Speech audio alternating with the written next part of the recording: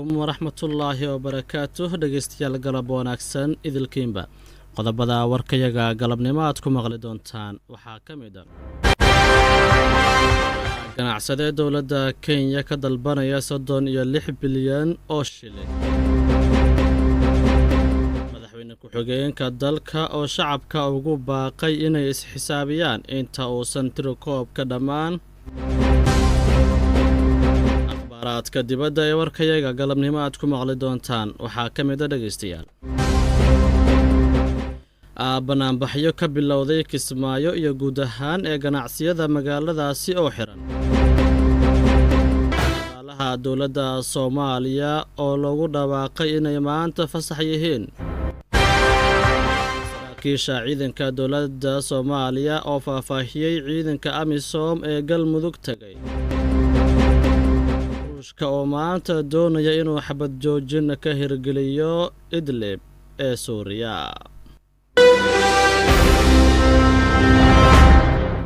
intaasi waxay ahaayeen dhegeystayaal qaar ka mid ah qodobada warkayaga galabnimo kuwooda ugu waaweynaa waa galabnimo sabti ah taariikhduna ay ku aastaysan tahay 31 bisha 8 ee August sanadka 2019 galabnimadan waxaa idin waramaya anigoo Cabdiqafaar Habi ah imikana ku soo dhawaada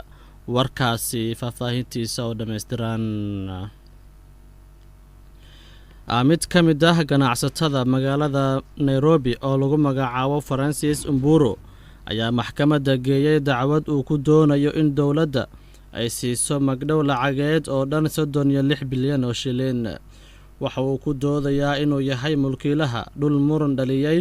oo ku yaala deegaanka Ruaka ganacsadaha ayaa ku andacoonaya in dowladda dhexe ay dhulkaasi si sharci darro ah uga qaadatay dacwadda waxaa maxkamadda u gudbiyay shirkadaasi ee Afrison iyo Houndland Limited waxa uu doonayaa in dalabaadkiisa ay ka jawaabaan dowladda ismaamulka Nairobi guddiga qaran ee arrimaha dhulka ee magacooda loo soo gaabsho NLC iyo xiriirlayaha guud ee dalka Mr. Umburu ayaa dalbanaya in la siiyo 23 bilyan oo ay qiimaha dhulkaasi waqti xaadirkan lagu iibin karo iyo 13 bilyan oo uu sheegayo in ay kaga luntay kiro iyo lacago dulsaar ah oo laga qaaday waxyaabaha uu ku doodayo waxaa ka mid ah ninkan ganacsadaha in dowladda ismaamulka Nairobi ay si sharci darro ah kala wareegtay hanti ay ka mid yihiin guryo hogaamiyaha labaad ee dalka William Ruto ayaa Kenyaanka ugu baaqay inay tirakoobka ka qayb qaataan inta uusan maanta dhammaan hadalkan ayuu Ruto ka jeediyay degmada Imuro Dikir ee ismaamul goboleedka Narok tirakoobka guud ahaan dalka ka bilowday 24 bishan ayaa maanta oo sabti ah ku eg kadib markii ay dowladdu u qorsheysay inuu dhamaanayo 31 bishan oo maanta ku beegan xukuumadda dalka ayaana sheegtay inaysan waqti dheeraad ah ku dari doonin tirakoobka tan iyo intii uu dalka ka bilowday tirakoobka waxaa isdiiwaan geliyay Kenya badan dhinaca kale mid ka mid ah dhalinyarada ka shaqeysta xaafadda Isli ee Nairobi ayaa mas'uuliyiinta baaqa ku aadan tirakoobka u jeediyay halka warkaasi dhegeystayaal oo idin kaga imaanayo waa raadiyaha KFM imikana akhbaaraadka dibadbax ballaaran oo ay dhigayaan shacabka Jubbaland ayaa haatan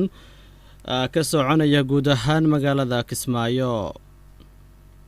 waxaana saaka xiran dhammaan dhaqdhaqaaqii ganacsiga ee magaaladaasi banaanbaxani ayaa looga soo horjeedaa cunaqabataynta iyo xayiraadda ee diyaaradaha magaalada Kismaayo kaasi oo ay dowladda federaalka Soomaaliya ay ku soo rogtay deegaanada Jubbaland kumanaan shacab ah ayaa isugu soo baxay wadooyinka waaweyn ee magaalada Kismaayo dowladda federaalka ee Soomaaliya ayaa horay amar u duldhigtay diyaaradaha taga Kismaayo iyo kuwa ka imaanaya inay soo maraan muqdisho kadibna ay u gudbi karaan Jubbaland. Qoraal ka soo baxay wasaaradda shaqada iyo arrimaha bulshada dowladda federaalka Soomaaliya ayaa lagu sheegay in maanta oo Sabti ah laga fasaxay shaqaalaha howl maalmeedkooda bilashada sanadka cusub ee hijriyada 1441. Wasaaradda shaqada iyo arrimaha bulshada dowladda federaalka Soomaaliya ayaa sheegtay